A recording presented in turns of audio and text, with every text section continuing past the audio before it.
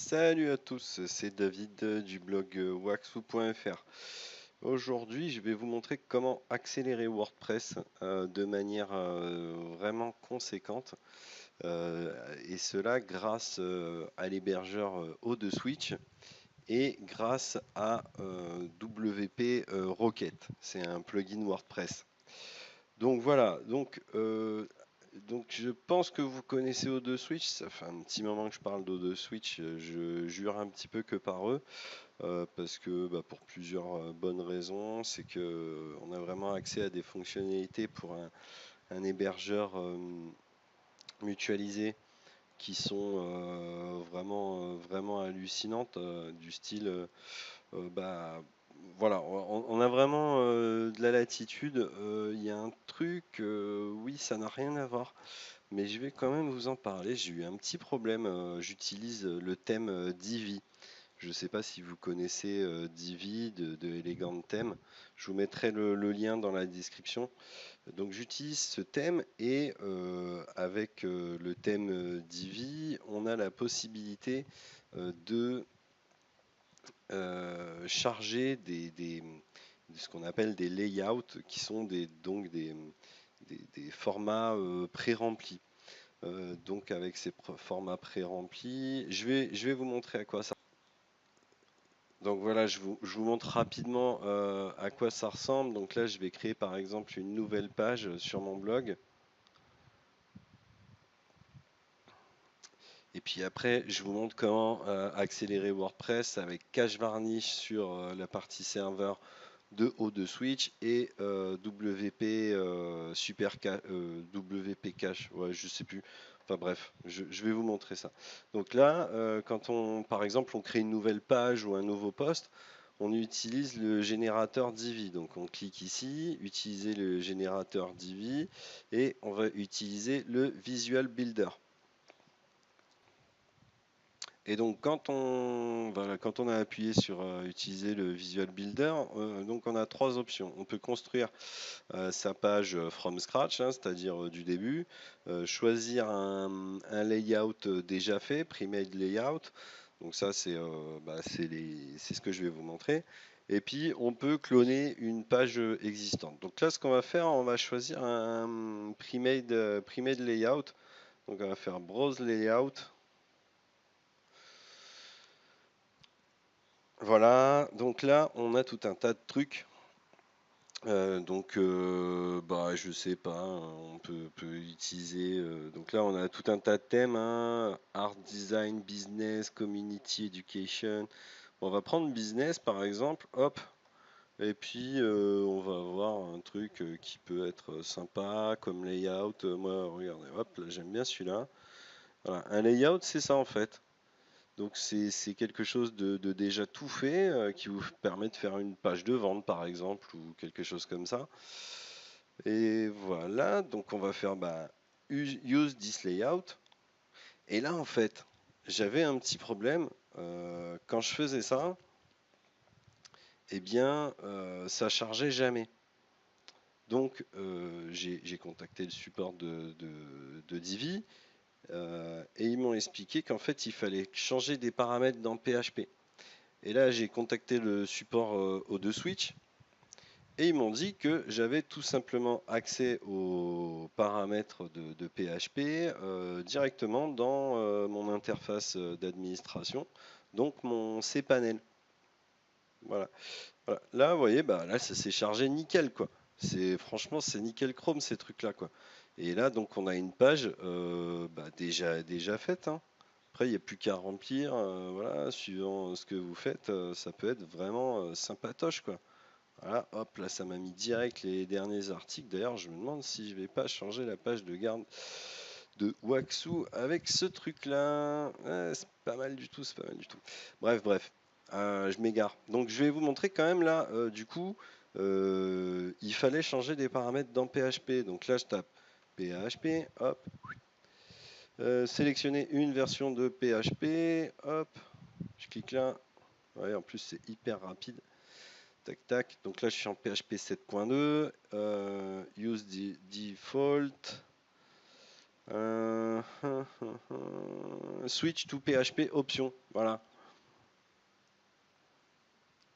Et donc là, on peut changer tout un tas de valeurs. Vous voyez les valeurs en vert là? Hop, celle-là, celle-là, celle-là. Ça, c'est toutes les valeurs que m'ont donné le support de Divi. Ils m'ont dit, il faut que dans PHP, il y ait ces valeurs-là ici, cette valeur-là ici. Donc en gros, j'ai pu augmenter les valeurs qui étaient par défaut dans PHP chez mon hébergeur pour que Divi fonctionne, pour que le chargement des layouts, donc ces trucs-là, se fasse correctement. Voilà, donc c'est plutôt pas mal quoi, hein, d'avoir accès à ça chez un hébergeur mutualisé. Bref.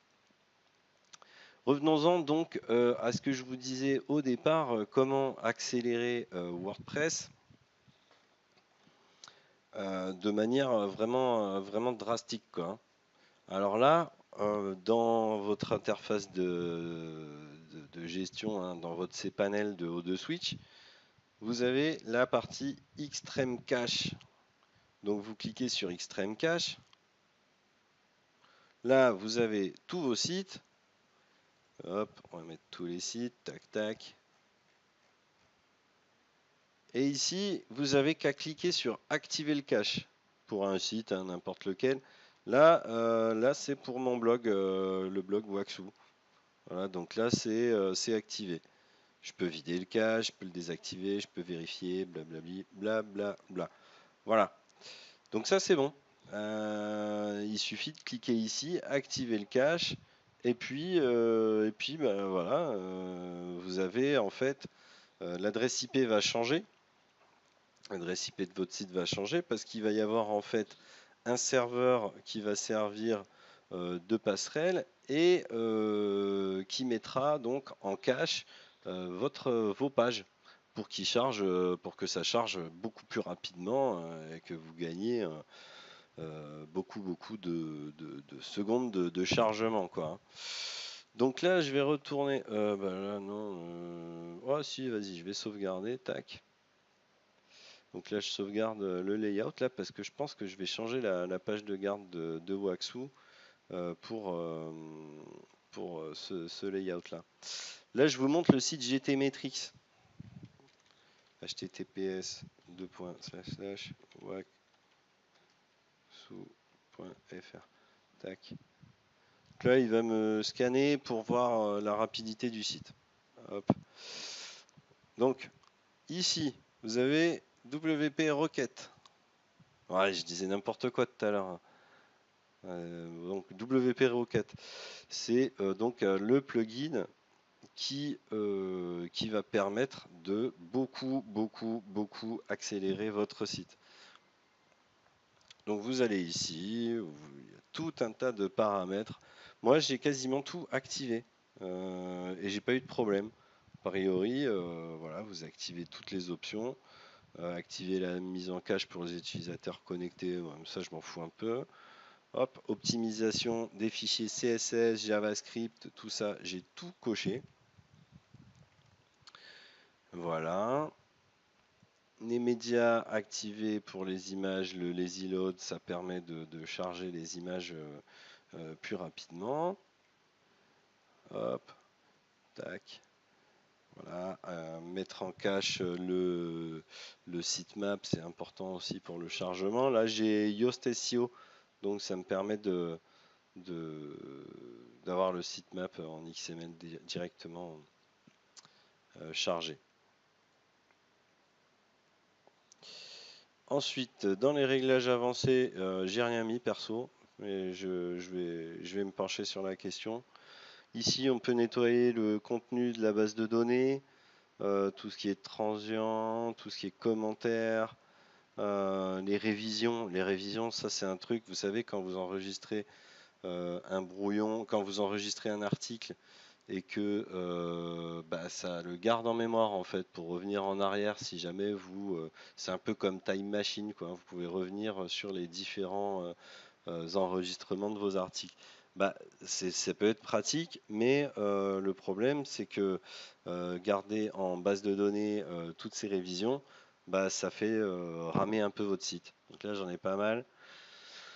Là, il faudrait que je fasse un petit nettoyage. Et en plus, ce qui est bien, c'est qu'on peut planifier le nettoyage automatique. Moi, je ne l'ai pas fait parce que j'aime bien avoir les révisions et les brouillons automatiques, tout ça. Mais bon, c'est mon utilisation perso. Donc moi, j'y vais de temps en temps et je fais le ménage ici. Donc là, les CDN, j'en ai pas pour l'instant, mais je vais m'y mettre. Enfin, je vais mettre un, comment ça s'appelle le truc là? Euh, oui, c'est Cloudflare. Cloudflare. Alors, attendez, hop, je vais vous montrer. Hop. Euh, Cloudflare. Tac. Ah, c'est ça. Cloudflare, ça va vous permettre voilà, d'avoir un CDN, ce qu'on appelle un Content Delivery Network, qui permet aussi d'accélérer votre site. Bon, bref, les add-ons, tac, tac, tac, Google Tracking, ah, ça, je l'avais pas mis. Ouais. Google Analytics, donc ça, voilà. Ensuite, Varnish, je l'ai activé. Et Cloudflare, bah, je vais l'activer quand j'aurai mis en place Cloudflare. Hop, ensuite, on peut enregistrer et exporter les réglages et les importer par la suite si on fait une réinstallation ou un truc comme ça. Et on peut revenir en arrière, restauration de l'ancienne version. Voilà, bah, j'ai fait le tour. Donc on peut voir là que les perfs, elles sont vraiment pas dégueulasses. Donc j'ai quelques trucs à améliorer, mais bon, pour le moment, ah ouais, on va retester quand même. Et là, on va faire un petit test sur PageSpeed. https .fr. On va voir ce que ça donne. Mais faut pas trop se fier à PageSpeed, c'est pas ce qu'il y a de plus. Vous verrez dans la doc de WP Rocket. Ah bah si, je suis bien, je suis pas mal quoi. C'est pas dégueulasse quoi, hein. Je suis plutôt dans le vert. Bah, faites un test sur votre blog, vous allez voir où vous en êtes. Bon, alors pour ceux qui ont des Shopify, hein, bon, de toute façon, ça s'adresse uniquement à ceux qui ont WordPress, mais bon, c'est clair que par exemple, vous utilisez Shopify, bah, vous allez être direct dans le vert, hein. Si vous n'avez pas trop d'applications installées, vous êtes direct dans le vert. Voilà, donc je vais vous mettre tous les liens dans la description. Le lien pour O2Switch, le lien pour Divi, parce que je vous ai parlé de Divi, c'est vraiment un thème excellent. Je vais vous mettre le lien pour WP Rocket. Et puis je crois qu'on est bon. J'espère que cette vidéo vous aura plu, que si ça vous a plu, vous pouvez mettre un pouce bleu et vous abonner à ma chaîne. Voilà, merci encore, à plus et ah oui, une dernière chose. Si vous pouvez vous inscrire à ma newsletter, donc vous aurez le lien aussi, c'est waxoup.fr/succès. Je vous donne plein d'astuces, plein d'emails sur des astuces que je donne pas spécialement sur mon blog. Je préfère réserver mes meilleures astuces à mes abonnés. Voilà. Donc, n'hésitez pas à vous inscrire. Je vais vous mettre le lien dans la description de la vidéo. Et je vous dis à très bientôt. N'hésitez pas à me poser des questions et à me solliciter sur ma chaîne Facebook, sur ma page Facebook, sur ma chaîne et même sur le blog, hein, dans la rubrique Contact. Vous me contactez directement. Allez, ciao!